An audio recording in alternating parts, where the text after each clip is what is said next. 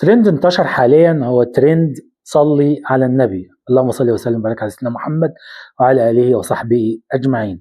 ده كان شاب ماشي يعني، فلقى يافطة مكتوب عليها صلي على النبي، فالراجل صورها ونزلها كحالة عنده على الفيس أو على الواتساب.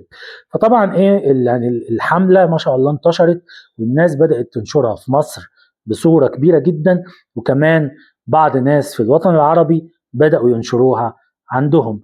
فطبعا الشاب ده كسب ثواب كبير على ان هو ذكر الناس بحاجة زي كده. وهنا يجتمع المتشددين مع الملاحدة، ويجتمع معاهم الناس اللي ما بيعجبهمش الحاجات دي. المتشددين قال لك دي بدعة وما ينفعش، وي وي وي وي ماشي ماشي يا عم متشدد، دي بدعة وما ينفعش.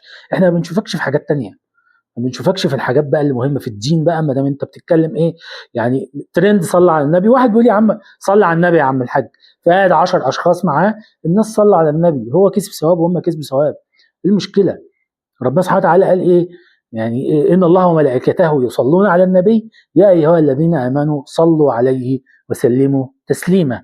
ماشي يا عم، الصيغه مش عاجباك او الوضع مش عاجبك، او الراجل ده من احدث في امرنا هذا ما ليس فيه فهو رد، يعني ابتدع، ولكن هو ما كانش نيته يعني اكيد يبتدع.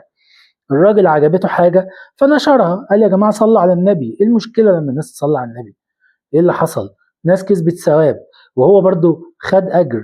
يعني بدل ما تنتقده ودي بدعه وتعمل لي علامه غلط وكأن الراجل كفر يعني بالنبي صلى الله عليه وسلم او بربنا سبحانه وتعالى، لا يا عم، صحح بقى المفهوم وقول لا، في طريقه افضل، في ولكن الراجل يؤجر على العمل الصالح اللي هو عمله.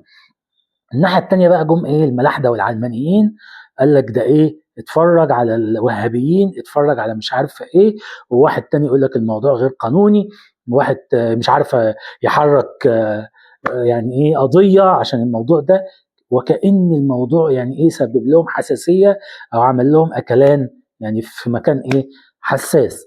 فاحنا عايزين نقول للجماعه اللي عمل لهم اكلان في مكان حساس، ونقول للجماعه اللي هاجموا الراجل اللي حاول يعمل حاجه لله، اللهم صل وسلم وبارك على سيدنا محمد وعلى آله وصحبه أجمعين، رغم أنفكم وأنف العلمانيين. واللي مش عاجبه يشد في حواجبه. تمام؟ وتاني هكرر، اللهم صل وسلم وبارك على سيدنا محمد وعلى آله وصحبه أجمعين. أتمنى بقى تصلوا على النبي صلى الله عليه وسلم في الكومنتات علشان الثواب يعم الجميع، واشوفكم على خير. سلام.